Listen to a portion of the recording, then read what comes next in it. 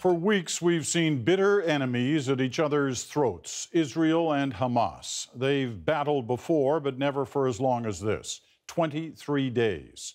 And the international pressure to end the bloodshed is building.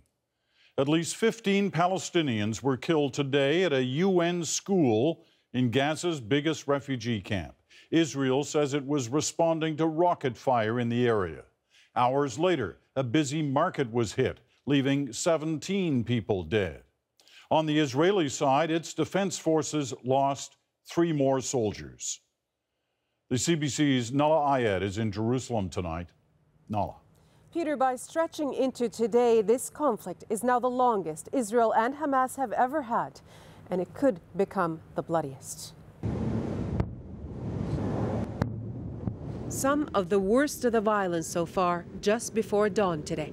Shells landing at a UN school packed with Palestinians there to shelter from violence. Dozens of them ended up dead or injured instead.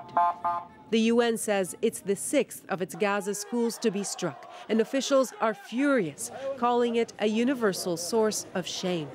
All available evidence points to Israeli artillery as the cause. Nothing is more shameful than attacking sleeping children. Israeli forces, though, say they do not target UN facilities. One, however, suggested they may have been responding to outgoing fire from near the school. There have also been instances where weapons have been found hidden at such facilities. If you attack Israel, it has consequences. It has consequences for the organization. It has consequences for those who are perpetrating the attacks. Hours later, Israel declared a restricted afternoon ceasefire, but said it would not apply to areas like Shijaiya. There, another strike at a busy market, and it's more dead and wounded. And so an elusive ceasefire now seems even more elusive. Hamas promising more attacks, perhaps like this one on Monday, apparently captured on video. And with 3 more soldiers killed today, the Israeli Security Cabinet ordering the operation to continue. Another 3 people. Some of the injured soldiers received a visit from Canadian MPs on a tour organized by a Canadian group, the Centre for Israel and Jewish Affairs.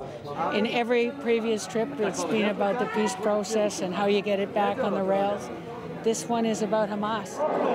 The NDP declined to join out of concerns about neutrality. There were no meetings planned with Palestinian officials, and a Gaza trip. If it were up to me, I would definitely like to walk the ground there if I could, but for practical reasons you can't. In the course of their visit, more lives have been lost on both sides. And in the backdrop is a growing chorus of voices abroad and here calling for the conflict to end. The U.S. also condemned today's violence, but stopped short of blaming Israel directly for the attack on that Gaza school. A spokeswoman called on both sides to respect the UN's neutrality and to stop putting the tens of thousands of civilians seeking safe shelter at risk. Peter. Nala is in Jerusalem tonight. Thanks, Nala.